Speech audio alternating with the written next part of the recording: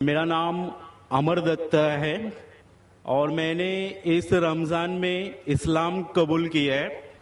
میں آپ کا بہت بڑا فین ہوں اور میں نے اسلام سچی نیت اور دل سے کیا ہے.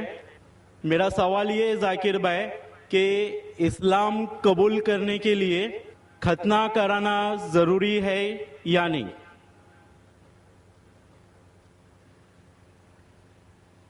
بھائی صاحب ماشاء اللہ اس رمضان میں اللہ نے ہدایت دی انہیں اور امن کا مذہب قبول فرمایا. میں دعا کرتا ہوں اللہ سبحانہ تعالیٰ سے کہ آپ کی انشاءاللہ جد و جہد کو قبول فرمائے. اس دنیا اور آخرت میں بھی انشاءاللہ آپ سفلتا پائیں گے. آپ کا سوال تھا کہ جب غیر مسلم بنتا ہے، اسلام قبول کرتا ہے، تو ختنہ کرنا ضروری ہے کہ نہیں؟ ختنہ کرنا جب ایک انسان مسلمان بنتا ہے تو فرض نہیں ہے لیکن سنت موقدہ ہے. فرض نہیں ہے لیکن سنت موقدہ ہے، یعنی بہت اہم سنت ہے. It is recommended. کیوں؟ کیونکہ کئی وجہ ہے. آپ شاید جانتے ہیں کہ سائنس ترقی کرنے کے بعد سائنس آج یہ کہتی ہے کہ جب ایک بچہ پیدا ہوتا ہے، پیدا ہونے کے بعد اگر اس کی ختنہ ہوتی ہے تو اسے بہت کم چانسز ہے carcinoma of the penis, cancer of the penis ہونے کے بہت کم چانسز ہے. اسی طریقے سے کئی بیماریاں ہیں جو ختنہ کرنے کے وجہ سے یہ بیماری اس لڑکے کو، اس آدمی کو ہو نہیں سکتی. مثال کے طور پہ دیر از دا پریپیوس وچ از دیر، اس کے وجہ سے وہ زپ میں اٹک سکتا ہے. They can be problem with it. Furthermore آج کی ریسرچ یہ بھی کہتی ہے کہ جو شخص ختنہ کر چکا ہے اس کو ایڈز کے چانسز اور کم ہیں. ایسے کئی ریسرچز ہے. آپ اگر میرا کسٹ سنیں گے سائنس کے بارے میں، اس میں اور ڈیٹیل سے کہا ہوں کہ کیوں ختنہ کرنے کو کہا گیا اسلام میں. تو محمد صلی اللہ علیہ وسلم کی سنت ہے، ختنہ کرنا چاہیے، بہت اہم سنت ہے، کرے تو بہت اچھا ہے لیکن اسلام میں فرض نہیں ہے. Hope the answers the question. Mic number 3 میں اگر کوئی سوال ہو تو کر سکتے ہیں. جی برادر. السلام علیکم. ڈاکٹر ذاکر نائک صاحب، میرا نام نیلیش امبور ہے، میں اورنگ آباد سے آیا ہوں. میرا سوال یہ ہے سر آپ سے، آپ جب کسی ہندو گیتا یا وید کا حوالہ دے کر اگر آپ کچھ بولتے ہیں یا قرآن سے وہ ملتا ہے تو کیا اس کے اوپر ہم عمل کر سکتے ہیں؟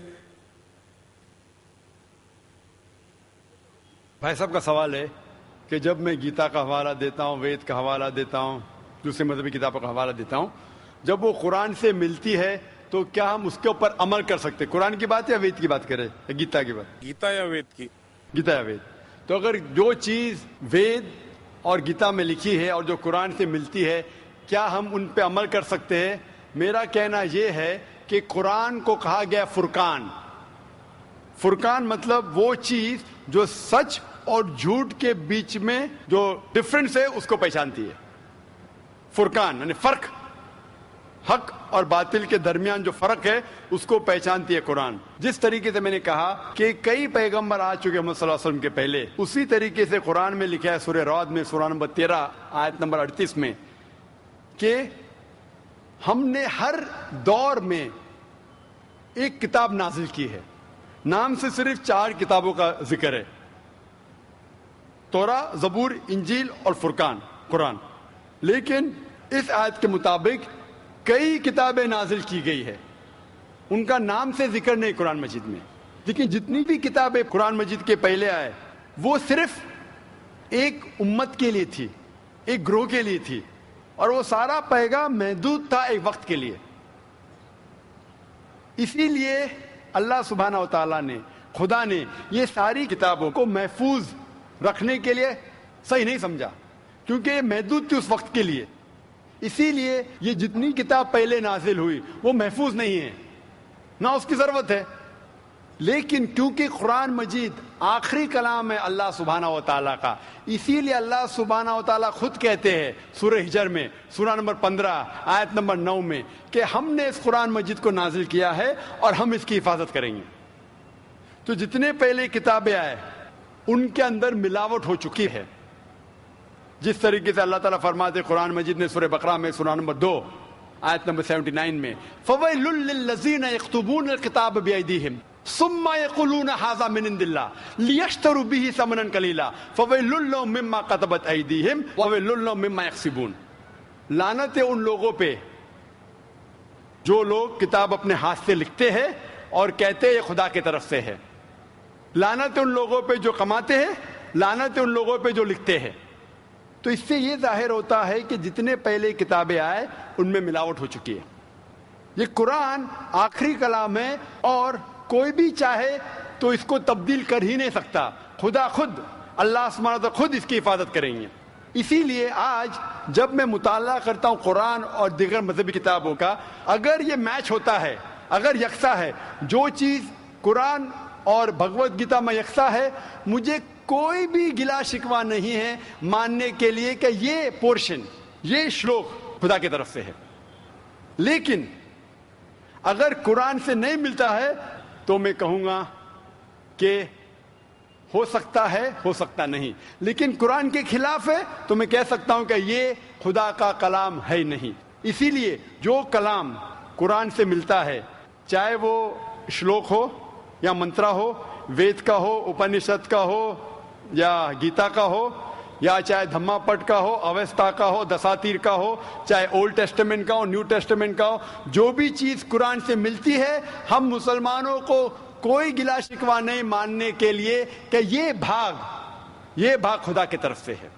اسی لیے میں یکسانیت کے بارے میں ذکر کرتا ہوں۔ تو آپ کے لیے بھی میں کہتا ہوں کہ جو اختلاف کی باتیں ہیں اسے چھوڑ دو، جو یکسانیت کی باتیں ہیں، جو آپ کے کتاب میں لکھا ہے، ویدا میں لکھا ہے، پرانا میں لکھا ہے کہ آخری پیغمبر محمد صلی اللہ علیہ وسلم میں، تو آپ کے لیے فرض ہے کہ آپ بھی اس آخری پیغمبر میں مانیں۔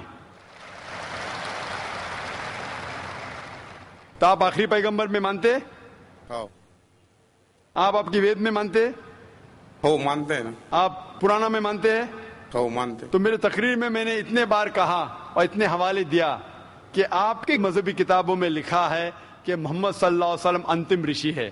آپ کل کی پرانا پڑھیں گے تو ان کے والد کا نام لکھا ہے وشنو یاس عبداللہ، ان کے والدہ کا نام لکھا ہے سمتی آمینہ۔ وہ کہاں پیدا ہوئیں گے؟ سنبالا میں، مکہ میں، وہ چیف آف سنبالا میں، قریش کے خاندان میں، ساری چیزیں میں نے کہا۔ تو اب آپ مانتے ہیں کہ آخری پیغمبر محمد صلی اللہ علیہ وسلم ہے؟ ہو مانتے ہیں نا۔ ماشاء اللہ۔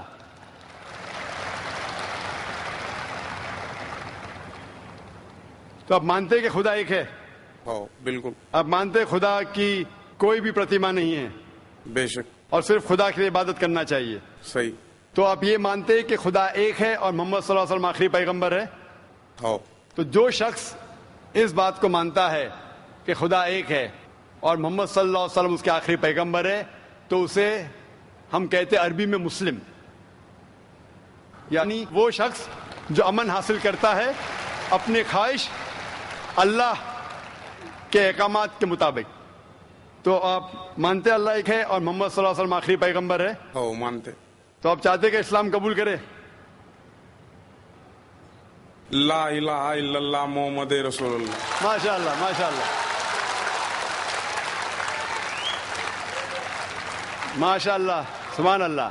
آپ سے زبان سے کہہ دیے کہ اللہ ایک ہے، اس کے علاوہ کوئی معبود نہیں عبادت کے لائق، اور محمد صلی اللہ علیہ وسلم آخری پیغمبر، آپ مسلمان ہیں۔ جس طریقے سے آپ نے سوال کیا مجھے شک ہو رہا تھا کہ ماشاء اللہ آپ مومن ہیں، اور میں دعا کرتا ہوں اللہ سبحانہ تعالیٰ سے کہ آپ کو انشاءاللہ اس دنیا اور آخرت میں سفلتا دے۔